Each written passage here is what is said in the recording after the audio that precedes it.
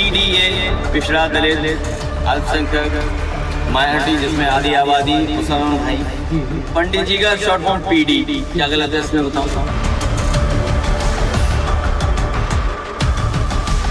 रंग बदलने वाले लोग कैसे परिभाषा करते हैं। पी की परिभाषा पहले पिछड़े से, फिर पी की परिभाषा पंडित से, और आप देखना एक दिन वे पी की परिभाषा पाकिस्तान से भी कर देंगे। तुष्टिकरण वोट काम ही नहीं। समाजवादी पार्टी सबको लेकर के चलती है, ब्राह्मण समाज को भी, पिछड़े वर्ग को, दलित लोगों को भी।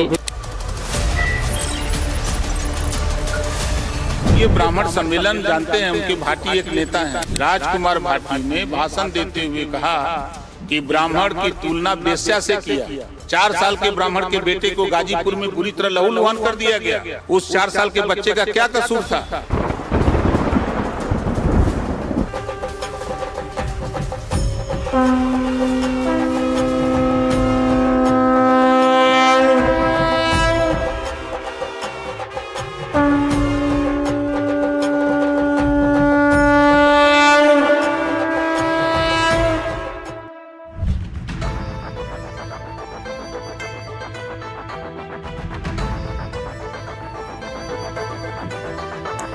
नमस्कार, आपके साथ मैं हूं सुचारुता कुकरेती। एनडीटीवी के स्पेशल शो में आपका स्वागत है। एनडीटीवी यानी भारत का विश्वास। भारत की सियासत में राजा भले ही बदल जाएं, दौर भले ही बदल जाएं, लेकिन सत्ता का एक अजर अमर नियम कभी नहीं बदलता। बिना चाणक्य के चंद्रगुप्त का राज तिलक नहीं होता। प्राचीन भारत के राज दरबारों से लेकर आधुनिक लोकतंत्र के हाईटेक वॉर रूम तक रणनीति का धागा हमेशा प्रबुद्धों और सियासी पंडितों के हाथ में ही रहा है। और जब बात उत्तर प्रदेश के 2027 के महासमर की हो, तो वही सबसे पुराना कार्ड एक बार फिर टेबल पर आ गिरा है, जिसका नाम है ब्राह्मण।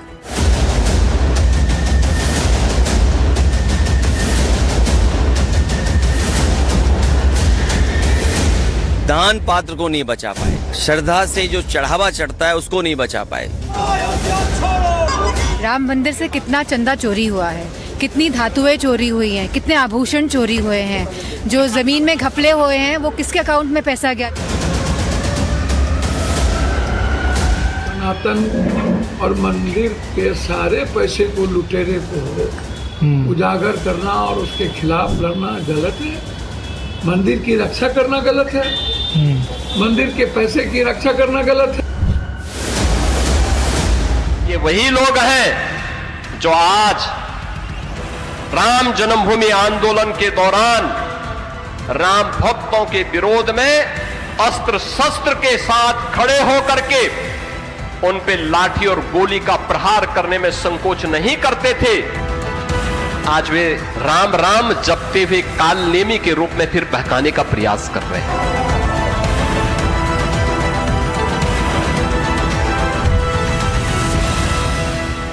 लेकिन असली सस्पेंस अब शुरू होता है, वो भी उत्तर प्रदेश में पंडितों को साधने की उस नई सियासत से, जिसने रातों रात पूरे चुनावी समीकरण को उलट कर रख दिया है। जिस पीडीए का मतलब कल तक पिछड़ा, दलित और अल्पसंख्यक हुआ करता था, अखिलेश यादव के नए सियासी गणित में अचानक वहां से पिछड़े किनारे हो गए। सीधी एंट्री हो गई प्रबुद्ध यानी ब्राह्मणों की। योगी तो यहां तक कह गए कि जिस तरह पीडीए की परिभाषा बदल रही है, कहीं पी का मतलब पाकिस्तान ना हो जाए।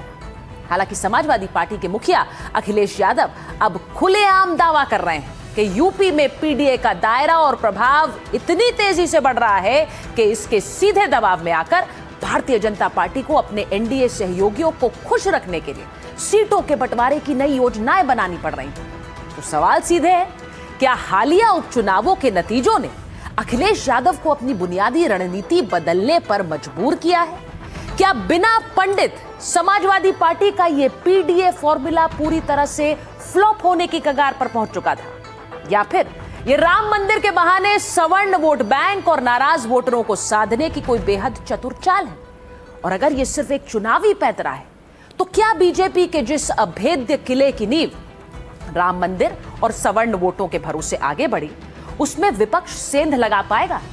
या फिर राम मंदिर पर हमला बोलना विपक्ष के लिए एक बार फिर से सबसे बड़ी रणनीतिक भूल साबित होने जा रही?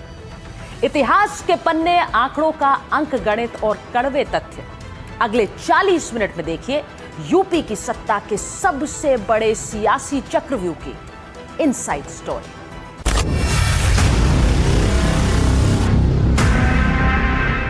सियासत में जब पुराने फॉर्मूले फेल होने लगते हैं तो इतिहास के पन्नों से पुराने गुरुओं को याद किया जाता है।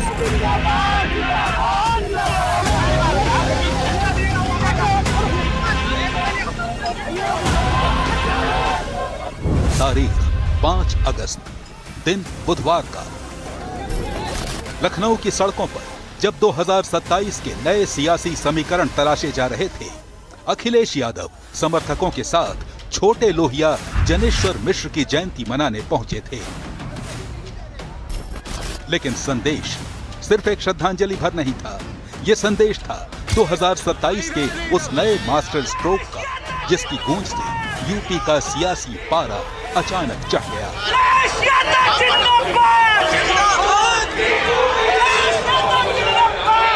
अखिलेश यादव ने पीडीए की एक बिल्कुल नई परिभाषा गढ़ी और पूरे प्रदेश को पीडीए का नया पाठ पढ़ाना शुरू कर दिया।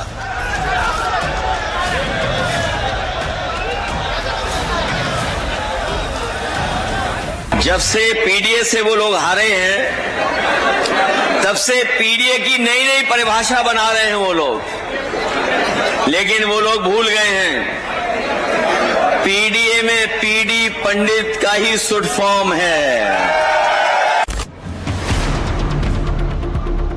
सवाल ये है कि क्या वक्त की चोट ने अखिलेश को वोट की ये नई राह दिखाई, या फिर सिर्फ 2027 का चुनाव जीतने के लिए पीडीए का स्वरूप बदल दिया गया? क्योंकि इतनी जल्दी तो मौसम भी मिजाज नहीं बदलता जितनी तेजी से पीडीए की नई सियासी प्राण प्रतिष्ठा कर दी गई।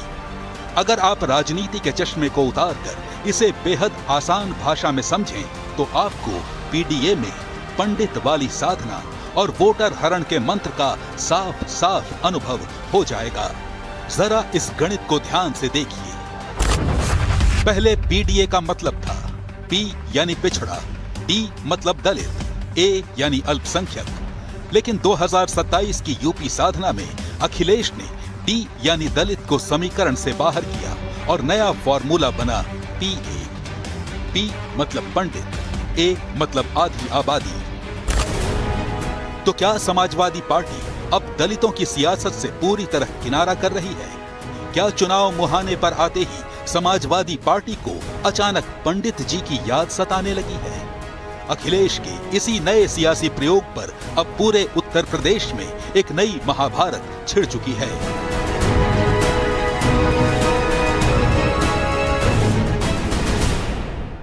पीडीए में पीडी पंडित का ही शुड फॉर्म है।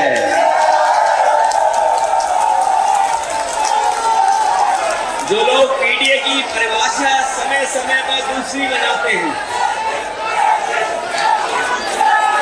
वो जान लें कि पीडीए में पीडी जो है वो पंडित का शॉर्ट फॉर्म है। और जितनी पीड़ा दोगे, पीड़ा बढ़ाओगे, उतना ही पीडीए और मजबूत दिखाई देगा। समाजवादी पार्टी के दोहरे चरित्र के खिलाफ जो दलित विरोधी है, पिछड़ा विरोधी है, युवा विरोधी है, किसान विरोधी है, महिला विरोधी है, गरीब विरोधी है, इन सब चेहरे का उजागर आज उत्तर प्रदेश सदन ने किया है।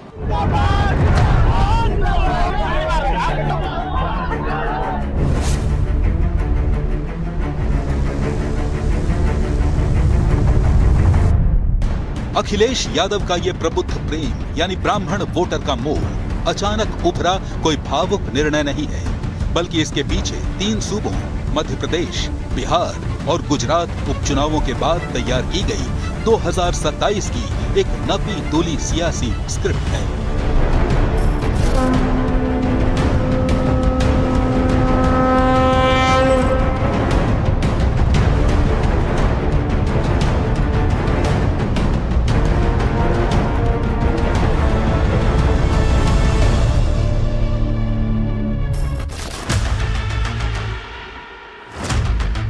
अखिलेश यादव एक कड़वी हकीकत बहुत अच्छी तरह जानते हैं कि यूपी में सत्ता का दरवाजा प्रबुद्ध समाज की चाबी के बिना कभी नहीं खुल सकता और इसी चाबी को हासिल करने के लिए रची गई एक सीक्रेट स्क्रिप्ट।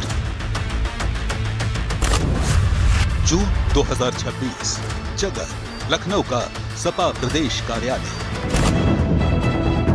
जून का जेठ महीना, तपती दोपहरी में समाजवादी पार्टी दफ्तर के दरवाजे बंद थे और अंदर मौजूद थे पूर्व सांसद, विधायक और पार्टी के वरिष्ठ प्रबुद्ध चेहरे। एक हाई प्रोफाइल गुप्त बैठक बुलाई गई, रणनीति तैयार हुई और फिर शुरू हुआ ऑपरेशन पंडित। ठीक एक महीने बाद, जुलाई 2026,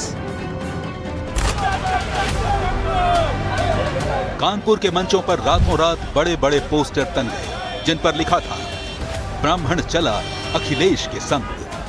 जून में गुप्त बैठक, जुलाई में कानपुर की सड़कों पर पोस्टर और अगस्त में राजधानी में खुला प्रदर्शन। ये सिर्फ एक जयंती नहीं थी, ये 2027 का वो शक्ति प्रदर्शन था जिसकी पटकथा पिछले 3 महीनों से बंद कमरों में लिखी जा रही थी।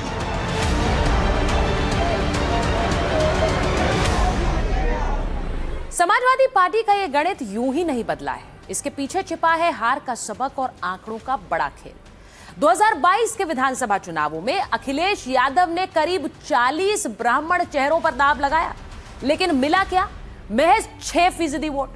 वहीं दूसरी तरफ 89% ब्राह्मणों का एक तरफा वोट समेटकर बीजेपी ने लखनऊ के सिंहासन पर फिर से कब्जा कर लिया। लेकिन 2024 के लोकसभा चुनाव ने इस कहानी का क्लाइमैक्स ही बदल दिया। यूपी में बीजेपी का वोट शेयर 50% और सीटों का आंकड़ा 62 हो गया, लेकिन वोट शेयर गिरकर 43 पर आ गया और सीटें सिमटकर सीधे 33 पर आ गई। यही अखिलेश यादव को बीजेपी के इस अभेद्य किले में एक खामोश गहरी दरार दिखाई दे गई। 2027 की ये पूरी पंडित साधना असल में बीजेपी के उसी किले की दरार में सेंध लगाने का सबसे बड़ा सियासी दांव है। लेकिन समाजवादी पार्टी के इस नए प्रबुद्ध कार्ड ने यूपी के सियासी गलियारों में एक नया भूचाल ला दिया। अखिलेश यादव के इस दांव का पता चलते ही विपक्षी खेमे की घेराबंदी करने के लिए बीजेपी और उसके सहयोगी दल पूरी तरह से आक्रामक हो चुके हैं।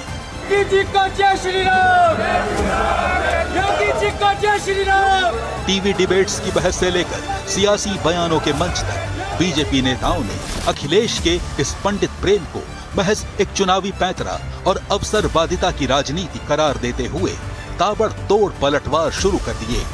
सवाल सीधे दागे जा रहे हैं कि जिस विचारधारा ने हमेशा जातिगत जनगणना और सोशल इंजीनियरिंग की बात की, उसे अचानक 2027 के मुहाने पर आकर प्रबुद्ध समाज की याद कैसे आई? फुटेज देखिएगा, उसमें एक भी ब्राह्मण नजर नहीं आएगा। जो समाजवादी पार्टी के कार्यकर्ता वही नजर आएंगे, रजिस्टर्ड इनके हैं।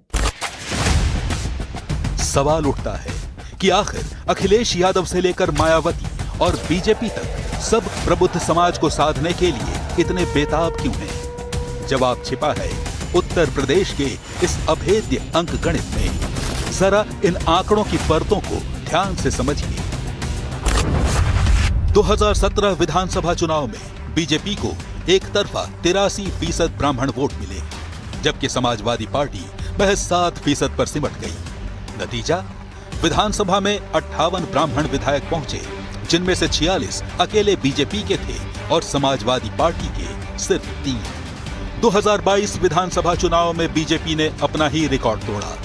बीजेपी को 89% ब्राह्मण वोट मिले, जबकि समाजवादी पार्टी गिरकर 6% पर आ गई। कुल 52 ब्राह्मण विधायकों में से 46 एनडीए के थे और समाजवादी पार्टी के खाते में आए सिर्फ 5। सीएसडीएस के आंकड़े साफ गवाही दे रहे हैं कि पिछले चुनावों से लेकर अब तक 80% से ज्यादा ब्राह्मण वोटर बीजेपी के लिए एक तरफा और मजबूत किले की तरह खड़े रहे हैं। ऐसे में सवाल सीधा है, क्या अखिलेश यादव का पीडीए में प्रबुद्धों को जोड़ने का यह नया दांव महज एक कागजी नैरेटिव बनकर रह जाएगा, या फिर बीजेपी के इस अभेद्य और ऐतिहासिक गढ़ में वाकई सेंधमारी मुमकिन है? इस पूरे सियासी समीकरण और जमीनी हकीकत पर सुनिए देश के जाने माने सेफोलॉजिस्ट का क्या विश्लेषण है। सेंध नहीं लग सकती, ये तो किसी भी वोट बैंक के लिए नहीं कहा जा सकता। खासतौर पे अगर आपको याद हो 2007 के विधानसभा चुनाव में बहुजन समाज पार्टी या मायावती जी की जो जीत थी उसमें तो सबसे बड़ा योगदान ब्राह्मण वोटर्स के स्विंग का ही था। और जब भाजपा से ब्राह्मण वोट स्विंग हुए थे, बड़ी तादाद में अपर कास्ट स्विंग हुए थे मायावती की ओर, तो बसपा की जो ऐतिहासिक जीत थी दरअसल वो पुराने इक्वेशन पे चली गई थी जिसने 50 साल तक कांग्रेस का साथ दिया था। मुस्लिम, दलित और ब्राह्मण, ये कॉम्बिनेशन पुराना इक्वेशन कांग्रेस का था। लेकिन कांग्रेस हाशिए पे गई, उसके बाद में बीएसपी हाशिए पे गई, तो ब्राह्मण तो बीजेपी की ओर वापस आई, दलित भी बहुत सारे अपने साथ में आ गए, क्योंकि वो ब्राह्मण दलित कॉम्बिनेशन 2007 का एक प्रूवन अलायंस हो गया था। तो 2014 के अगर आप चुनाव देखें तो आप पाएंगे कि ब्राह्मण का मूवमेंट बीजेपी की ओर वापस आना और साथ में दलितों का आना, ये उत्तर प्रदेश की सबसे बड़ी राजनीतिक क्या कह सकते हैं ट्विस्ट था उस चैप्टर में। अब सवाल ये है कि क्या वो वोटर अब समाजवादी पार्टी के लिए वही काम कर सकता है जो बीएसपी के लिए किया था? तो वो टेढ़ा सवाल है, टेढ़ा उसका जवाब होगा, क्योंकि समाजवादी पार्टी का जो अलायंस का बेस है वो बेस वो ब्राह्मण मतदाताओं या अपर कास्ट बाकी मतदाताओं के साथ में बहुत ज़्यादा मैच नहीं कर पाता है। और अभी तक कम से कम इस बात का कोई स्टैटिस्टिकल आधार हमको नहीं दिखा है हमारे आंकड़ों में, चाहे सीएसडीएस के आंकड़ों में, जहां पे ये पता लगे कि ब्राह्मण मतदाता समाजवादी पार्टी की ओर शिफ्ट हुए। 2024 ले लीजिए चाहे 2004 ले लीजिए, बीजेपी की जब उत्तर प्रदेश में स्थिति खराब हुई है उसका कारण ये नहीं ज़्यादातर रहा कि ब्राह्मण मतदाता बीजेपी को छोड़ के दूसरी पार्टियों को गए हैं, बल्कि उसका कारण ये था कि लोग नाराज होकर के घर बैठ गए। आबादी भले ही फीसदी के पैमाने में सीमित दिखे, लेकिन यूपी की सियासत में ब्राह्मण वोटर की हैसियत सिर्फ एक वोट की नहीं है। ये वर्ग है ओपिनियन मेकर, यानी वो ताकत जो चुनावी हवा का रुख तय करती है। राजनीतिक विश्लेषकों का गणित बिल्कुल साफ है। ये समाज मुखर है और वैचारिक रूप से बेहद सक्रिय, अपने आसपास के 10 और वोटरों का मानस बदलने का मादा रखता है। 11 से 12% का ये वोट बैंक अपनी इसी मुखरता के दम पर हर दौर में सत्ता की सबसे असरदार चाबी साबित हुआ है। जरा समझिए यूपी की सियासत में इस वोट बैंक की असली धमक क्या है। यूपी की 403 विधानसभा सीट में से करीब 115 सीटों पर ब्राह्मण मतदाताओं का सीधा सियासी प्रभाव है।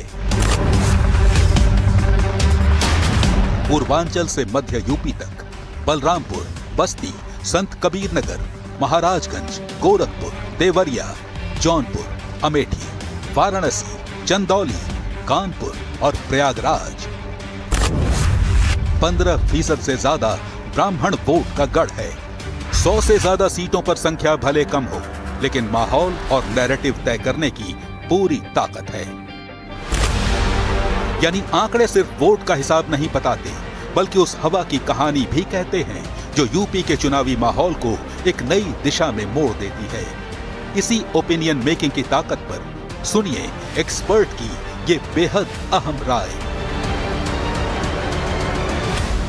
देखिए 2024 में अपर कास्ट का एक बड़ा सेक्शन घर बैठा था। निस्संदेह उत्तर प्रदेश की जो स्थानीय भाजपा की राजनीति है उसका उसमें बहुत बड़ा योगदान था। उत्तर प्रदेश की जातिगत जो इस समय विडंबना है उसमें ब्राह्मण मतदाताओं की नाराजगी ये कोई एक छुपा हुआ रहस्य नहीं है, कोई ऐसी चीज़ नहीं है जो अभी भी परतों में दबी हुई है। मुझे लग रहा है कि क्वालिटेटिव और क्वांटिटेटिव दोनों तरीके से वो नाराज़गी गाहे बगाहे बहुत सारी तरीके से आपको दिखाई दे रही है और पहले भी दिखी है। 2024 में उसका योगदान था, लेकिन वो योगदान भी अगेन उसी तरीके का था कि नाराज़गी के साथ में घर बैठने वाला योगदान था। अभी भी मुझे ये नहीं लगता है कि ब्राह्मण मतदाता बीजेपी से नाराज होकर के समाजवादी, हाँ कांग्रेस दूसरी चीज़ है। अगर समाजवादी पार्टी और कांग्रेस का अलायंस हुआ और कांग्रेस ने बड़ी तादाद में अर्बन सीटें लड़ी, या समाजवादी पार्टी ने 2024 में जो बहुत अक्लमंदी का काम किया था कि वो non Yadav non Muslim candidate बड़ी तादाद में दिए थे, अगर वही फॉर्मूला समाजवादी पार्टी अभी असेंबली इलेक्शन में भी लगाती है, जहां पे नॉन यादव ओबीसी या नॉन मुस्लिम कैंडिडेट या बड़ी तादाद में सपोज कीजिए ब्राह्मण कैंडिडेट समाजवादी पार्टी दे देती है, तब मामला टेढ़ा हो जाएगा, तब मामला अलग हो जाएगा। क्योंकि अगर कोई party out of the way जाके बड़ी तादाद में ब्राह्मण कैंडिडेट दे तो उसका इम्पैक्ट नहीं होगा, ये मैं नहीं मानने को तैयार हूँ। उसका अपने तरीके से इम्पैक्ट जरूर पड़ेगा।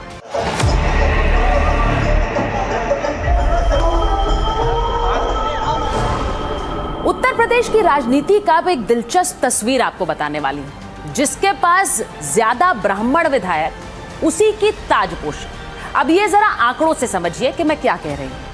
आप देखिए कि 2007 में 57 ब्राह्मण एमएलए जीत कर आए और सत्ता में आई बीएसपी, क्योंकि उनके पास थे 41 विधायक ब्राह्मण विधायक। वही 2012 की तस्वीर देखिए, 41 ब्राह्मण विधायक जीत कर आए, सपा के पास 21 ब्राह्मण विधायक थे, सरकार अखिलेश यादव की बनी। 2017 में 56 ब्राह्मण विधायक जीत कर आए, बीजेपी के पास इनमें से 46 थे, तो योगी सरकार बनी। और 2022 में 52 ब्राह्मण विधायकों में एनडीए के पास थे 46 और इसीलिए योगी 2.0 आई, यानी कि योगी सरकार की फिर से वापसी। अब आंकड़े गवाही देते हैं कि यूपी की सत्ता की चाबी किसके हाथ में है। लेकिन अब 2027 के मुहाने पर खड़े उत्तर प्रदेश में पीडीए से लेकर प्रबुद्ध सम्मेलनों तक दांव पर लगा दिए गए। तो सबसे बड़ा सवाल यही है कि क्या विपक्ष का ये नया गणित बीजेपी के इस ऐतिहासिक तिलिस्म को तोड़ पाएगा?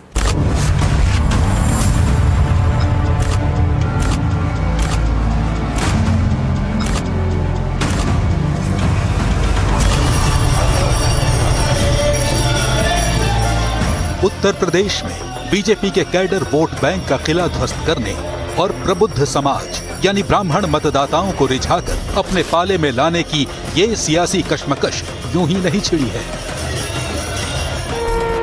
पिछले लोकसभा और विधानसभा चुनावों के नतीजे गवाही देते हैं कि जब जब ब्राह्मण समाज ने जिस दल को अपना आशीर्वाद दिया, लखनऊ से लेकर दिल्ली तक सत्ता का राज तिलक उसी दल का हुआ। सीएसडीएस के आंकड़े इस पूरे सियासी तिलिस्म की परतें खोलते हैं। 2022 के उत्तर प्रदेश विधानसभा चुनावों में 89% ब्राह्मणों ने बीजेपी के पक्ष में मतदान किया, जबकि समाजवादी पार्टी को 6%, कांग्रेस को 1% और अन्य के खाते में 4% वोट गए।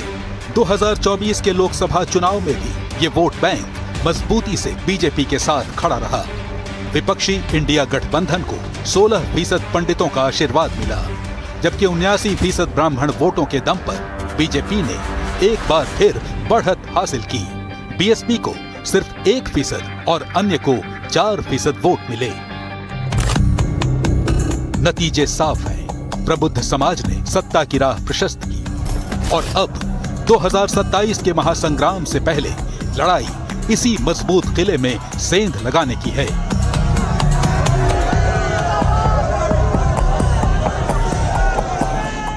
जिन्होंने महाभारत पढ़ी होगी, जिन्हें जानकारी होगी पूरे आप हमारी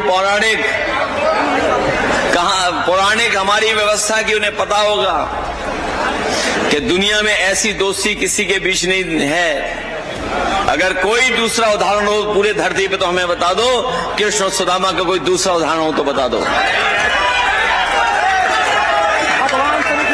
इसे समाजवादी पार्टी को जब भी मौका मिला है, हम लोगों ने सम्मान देने का काम किया है। समाजवादी पार्टी के दोहरे चरित्र के खिलाफ, जो दलित विरोधी है, पिछड़ा विरोधी है, युवा विरोधी है, किसान विरोधी है, महिला विरोधी है, गरीब विरोधी है, इन सब चेहरे का उजागर आज उत्तर प्रदेश सदन ने किया है कि इन लोगों का चेहरा और लोकतांत्रिक और संवैधानिक और इस पूरे तबके के साथ अन्याय करने वाला रहा है, अनर्थ करने वाला रहा है। उत्तर प्रदेश की राजनीति में एक पुरानी कहावत है, बिन पंडित गति नहीं। इसका एहसास सूबे के हर सियासी योद्धा को है। चुनाव में भले ही महीनों का वक्त हो, लेकिन समाजवादी पार्टी के मुखिया अखिलेश यादव ने अयोध्या की सरजमी से पवन पांडे को आगे कर चुनावी बिसात बिछा दी है ताकि 2027 में प्रबुद्ध समाज का साथ समाजवादी पार्टी को मिल सके।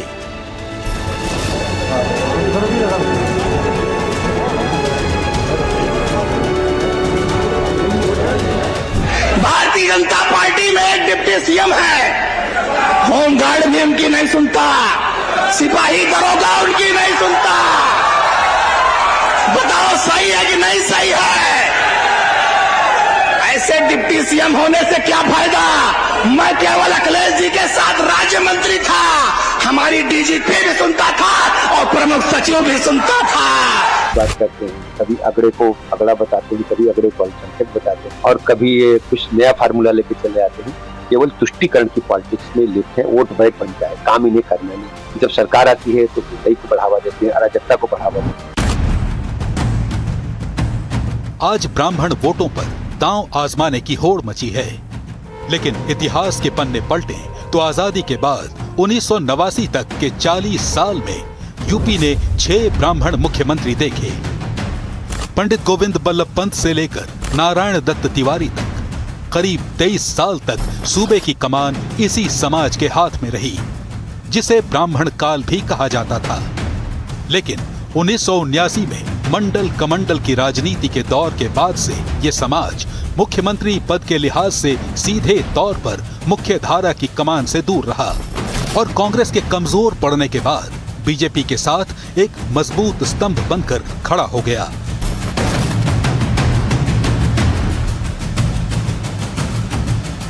कोर वैचारिक झुकाव तो मुझे लगता है एक ही तरफ है और वो है भाजपा के पक्ष में। निश्चित रूप से उनका कोई वैचारिक जो झुकाव है ना तो समाजवादी पार्टी की तरफ है ना बीएसपी की तरफ है।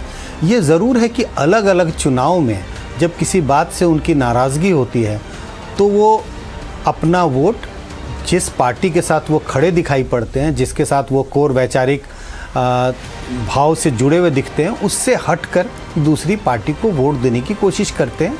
और पहले के चुनाव में उन्होंने थोड़े बहुत ब्राह्मणों ने वोट दिया भी। आपने मायावती का जिक्र किया 2007 के चुनाव का। मुझे लगता है इस चुनाव में बीएसपी को ब्राह्मणों में कुछ वोट मिली, कुछ पैठ उन्होंने बनाई थी। और उसी तरह से जब अखिलेश यादव ने 2012 में सरकार उनकी बनी, उस वक्त भी ये देखने को मिला कि ब्राह्मण वोट अखिलेश यादव के पक्ष में गया, लेकिन उनकी तादाद इतनी नहीं थी कि ब्राह्मण वोट के कारण ही सिर्फ सत्ता परिवर्तन हुआ। ब्राह्मणों की संख्या बहुत ज़्यादा नहीं है। अगर आप वोटरों में अनुपात के हिसाब से देखें तो कुल मिला के कोई 7-8% यूपी के टोटल वोटर में ब्राह्मणों की संख्या है। इतनी तादाद नहीं है कि ब्राह्मणों की नाराज़गी से अगर बीजेपी का साथ छोड़कर वो समाजवादी पार्टी के पक्ष में आ जाए तो सत्ता परिवर्तन हो जाएगा।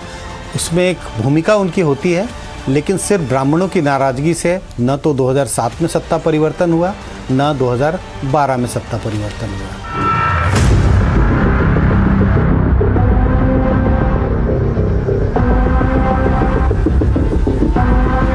उत्तर प्रदेश की सियासत में जब जब सत्ता का समीकरण बदला है, तब तब किसी न किसी सोशल इंजीनियरिंग ने जन्म लिया है।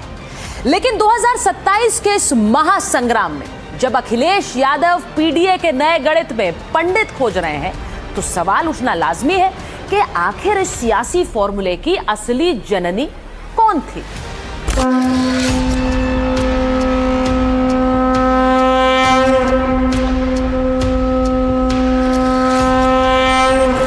साल 2007 उत्तर प्रदेश की राजनीति का सबसे बड़ा टर्निंग पॉइंट। कांशीराम के दौर के बाद मायावती ने बीएसपी की राजनीति का नया पांसा फेंका। दलित और ब्राह्मण का वो गठजोड़ सतीश चंद्र मिश्रा के नेतृत्व में बुना गया ऐसा ताना बाना था जिसकी गूंज नारों में सुनाई दी। पंडित शंख बजाएगा, हाथी चलता जाएगा। 2007 में बीएसपी ने 86 ब्राह्मणों को टिकट दिया और 41 ब्राह्मण विधायक जीतकर विधानसभा पहुंचे। सीएसडीएस के आंकड़े बताते हैं कि 2002 में बीएसपी को केवल 6% ब्राह्मण वोट मिले थे, जो 2007 में बढ़कर 17% हो गए।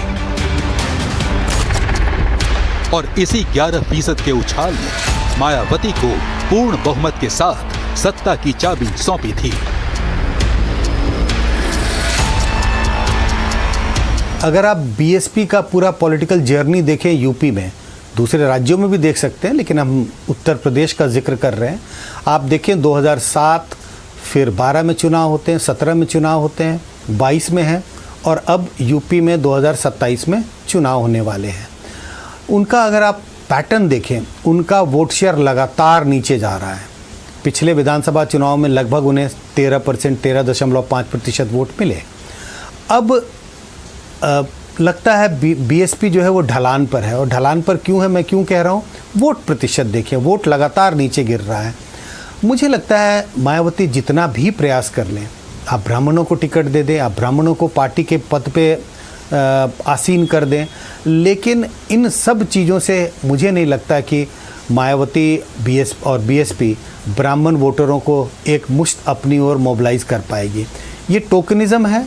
कुछ उस ब्राह्मण समुदाय के कुछ वोटरों में हो सकता है कि उनके पक्ष में कुछ सॉफ्ट कॉर्नर आए, लेकिन ब्राह्मण वोट मायावती के पक्ष में 2027 के चुनाव में मुझे जाता हुआ दिखाई नहीं पड़ता। यूपी में सब चंगा है।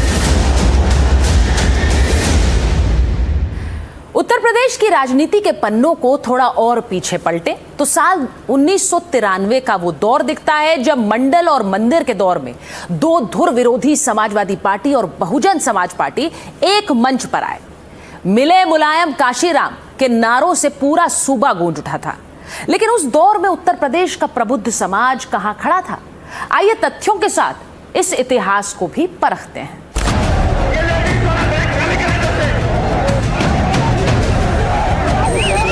6 दिसंबर 1992 के घटनाक्रम के बाद कल्याण सिंह सरकार का इस्तीफा हुआ और राष्ट्रपति शासन लगा। नवंबर 1993 में यूपी की 425 सीटों पर चुनाव हुए। तब उत्तराखंड यूपी का हिस्सा था। एक तरफ बीजेपी राम लहर के भरोसे मैदान में थी, तो दूसरी तरफ समाजवादी पार्टी और बीएसपी का नया गठजोड़ था। 1993 में समाजवादी पार्टी बीएसपी गठबंधन को 176 सीटें मिली, जबकि बीजेपी 177 सीटों के साथ सबसे बड़ी पार्टी बनी। बाद में कांग्रेस और अन्य के सहयोग से मुलायम सिंह यादव ने सरकार बनाई। अब सवाल ये है कि क्या ब्राह्मण वोटर 27 में समाजवादी पार्टी की साइकिल का हैंडल थामेंगे, हाथी की सवारी करेंगे, या फिर बीजेपी का कमल हाथ में थामकर सिंहासन पर फिर से योगी आदित्यनाथ को बैठाएंगे?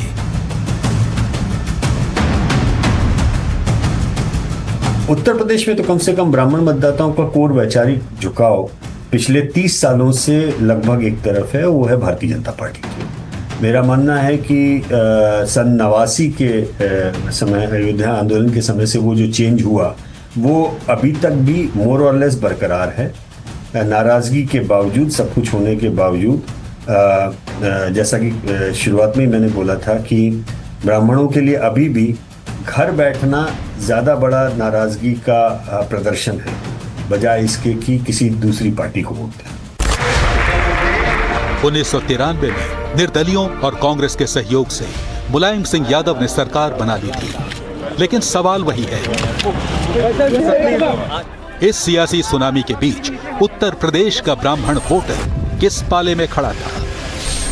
क्या समाजवादी पार्टी और बीएसपी की उस लहर ने प्रबुद्ध समाज को अपनी तरफ खींचा? तथ्य और सीएसडीएस का ऐतिहासिक डाटा साफ साफ गवाही देता है कि बिल्कुल नहीं। जरा इन आंकड़ों की गहराई को समझिए। 1993 के चुनाव में ब्राह्मण मतदाता किसी दुविधा में नहीं था।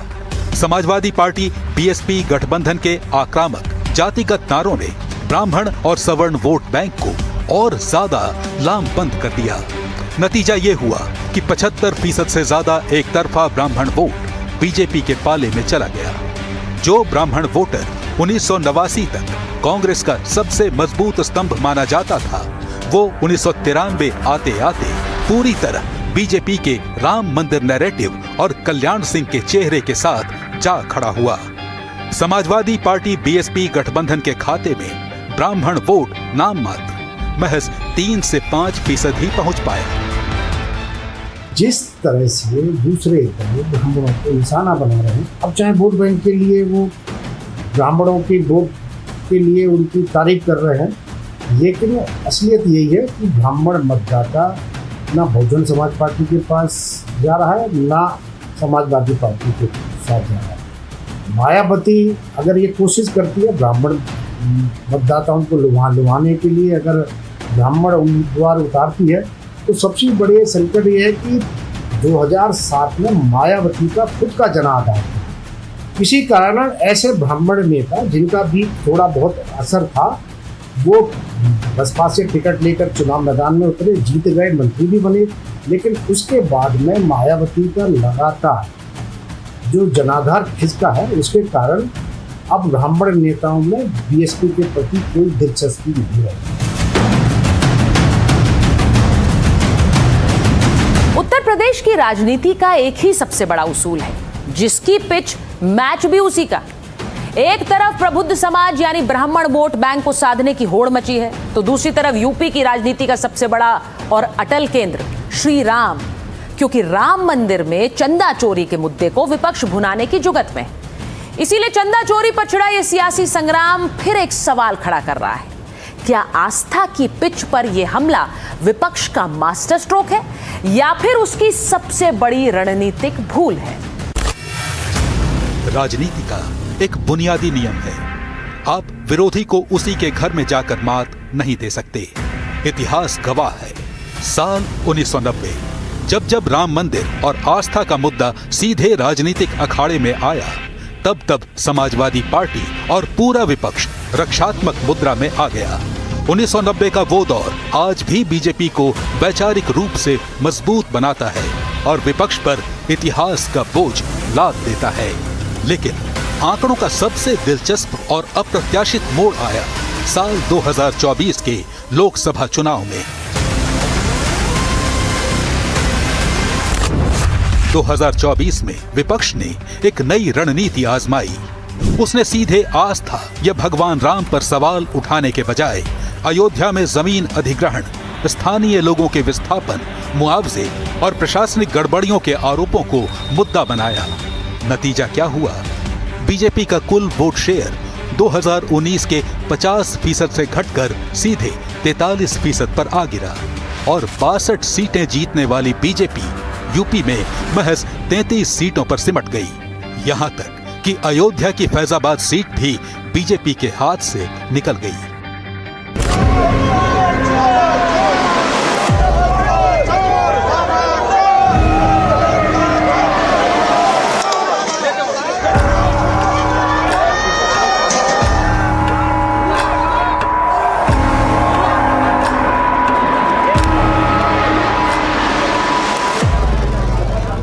लेकिन कहानी में असली ट्विस्ट आया राम मंदिर में चंदा चोरी के मुद्दे पर।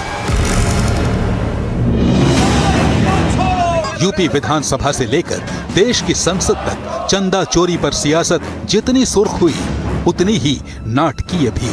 संसद के बाहर निर्दलीय सांसद पप्पू यादव का साधु वेश धरकर धरना देना, अखिलेश यादव, राहुल गांधी और डिंपल यादव का उनके समर्थन में उतरना और फिर प्रयागराज की अदालत से पप्पू यादव को हाजिर होने का आदेश मिलना, ये सब इशारा कर रहे हैं कि लड़ाई अब प्रशासनिक कम, धार्मिक और नाटकीय ज्यादा हो चुकी है।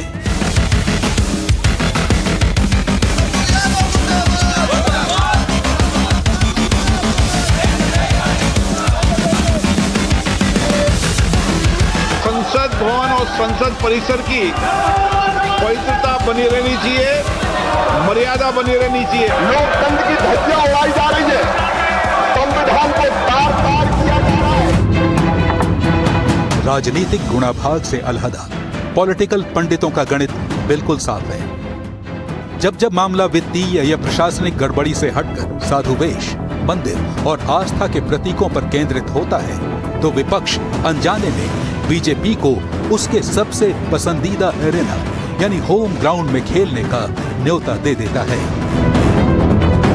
क्योंकि 1990 से लेकर 2022 तक का राजनीतिक इतिहास इस बात की ताकीद करता है कि जब जब चुनावी लड़ाई आस्था बनाम राजनीति की पिच पर लड़ी गई है, तब तब भ्रष्टाचार और चंदे के आरोप धार्मिक भावनाओं और वैचारिक ध्रुवीकरण के सैलाब के आगे कमजोर पड़ गए हैं।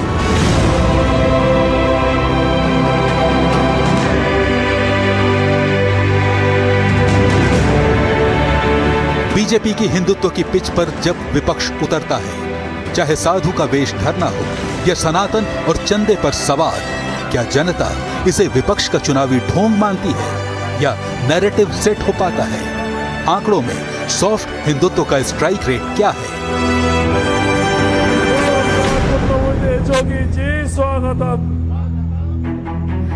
सवाल वही है, क्या राम मंदिर और चंदे पर सवाल उठाकर विपक्ष अपनी अलग पिच बना पाएगा या फिर एक बार फिर बीजेपी की बिछाई पिच पर ही बोल्ड हो जाएगा?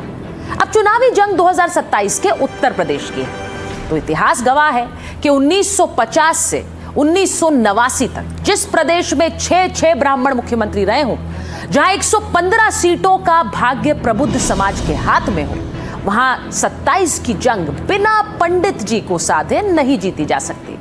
अब ये सत्ता और विपक्ष भी दोनों बहुत अच्छे से जानते हैं 27 की बिसात पर ब्राह्मण किसे जीत का आशीर्वाद देते हैं और राम नाम की सियासत किसे चोट और किसे वोट दिलाती है। यह देखना उत्तर प्रदेश की सियासत का सबसे दिलचस्प अध्याय होगा। इस स्पेशल शो में फिलहाल इतना ही, लेकिन देश दुनिया की हर अपडेट के लिए आप देखते रहिए एनडीटीवी। एनडीटीवी मतलब भारत का विश्वास।